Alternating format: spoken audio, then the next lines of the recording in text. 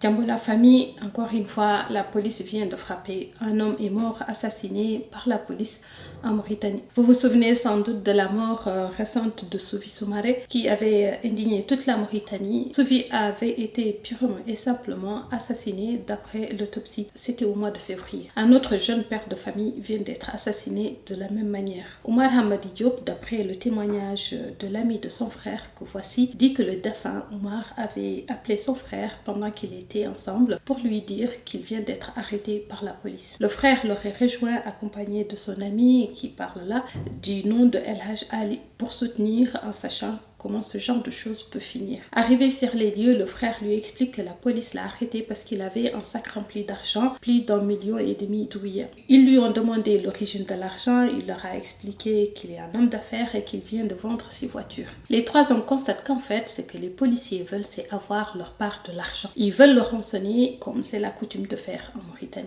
Les hommes en tenue en général rançonnent souvent les populations là. La police de Nouakchott est des plus débruitée de tous. Omar, dans son bon droit, refuse de se faire rançonner. Le témoin parle de 5 policiers contre une seule personne à qui on veut prendre de l'argent. Mais le frère, craignant que la situation ne se dégrade, décide de donner de sa poche 25 000 gouillas, un peu plus de 50 € aux policiers pour que son frère ne se retrouve pas au commissariat ou risque de se faire tuer. Omar proteste contre le geste de son frère mais accepte. Il le dépose devant chez lui et le dernier mot, d'après le témoignage du frère qui dit « Et pardonnez-moi de vous avoir dérangé ». Il rentre dans sa maison et referme la porte. Le témoin qui raconte l'histoire, El Haj Ali, dit qu'ils ne savent pas comment il s'est retrouvé au commissariat pour y être torturé à mort. Un autre homme qui prétend être l'ami de la victime dit que ce dernier l'avait appelé dans la nuit du dimanche vers 22 h. Il était en panne au niveau de l'hôpital Dia et lui a demandé de lui ramener à manger. Il serait parti à 3, lui, un autre ami et sa femme. Ils ont apporté à manger. Il est reparti chercher une crique pour le dépannage et au moment où il revient, la police arrive sur les lieux. Ils ont demandé à Omar pourquoi sa voiture est garée là. Il leur explique qu'il est en panne et il décide de fouiller la voiture mais ne trouve rien. Il demande alors à Omar de les accompagner au commissariat.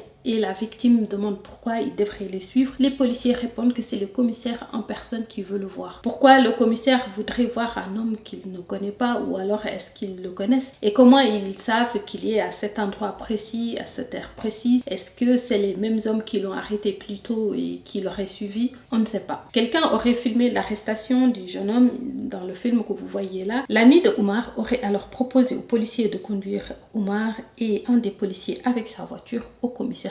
La police a dit niet et c'est là qu'ils l'ont menotté et mis dans la voiture de force pour l'amener au commissariat. Il ajoute qu'ils l'ont frappé jusqu'au petit matin. La famille indique avoir été informée de la nouvelle de sa mort vers 3 h du matin le lundi 29 mai. Le corps du jeune homme était à la morgue de l'hôpital national de Nouakchott. Même scénario que celui de Soufi, la police a aussi voulu faire passer cela comme une mort naturelle. Mais la famille a réclamé une autopsie. Omar Hamadi Diop a subi des coups et des blessures clairement visibles sur son corps, selon l'avocat de la famille. Il déclare que le jeune homme ne souffrait d'aucune maladie et est mort après avoir été arrêté. Il a également annoncé une autopsie en cours pour déterminer les circonstances de la mort du jeune homme qui laisse derrière lui une veuve et 3 enfants. Plusieurs manifestations ont eu lieu à travers le pays et la police réprime encore là dans la violence jusque dans les maisons. Moi, l'autre truc qui m'indigne et qui me donne vraiment la nausée, c'est pourquoi il n'y a jamais de procès. Prenez le cas de Soufi. Dès qu'on a parlé, les gens sont sortis dans la rue. Le système a fait ce qu'il sait le mieux faire, étouffer. Comme les policiers étouffent les hommes noirs dans les commissariats, le système, lui, étouffe les crimes des policiers. Ils ont payé la famille du défunt, ils ont fait pression avec la culpabilisation religieuse. Les coupables continuent de vivre, parfois ne perdent même pas leur poste. La quasi-totalité des affaires finissent comme ça. Il existe ce qu'on appelle en islam le prix du sang. Oui, tout a un prix, y compris la vie d'un être humain. Les diya, c'est ce que la charia prévoit. Ensuite, c'est les kumbaya islamiques qui sont mis en avant, le pardon. Parfois, on va jusqu'à dire...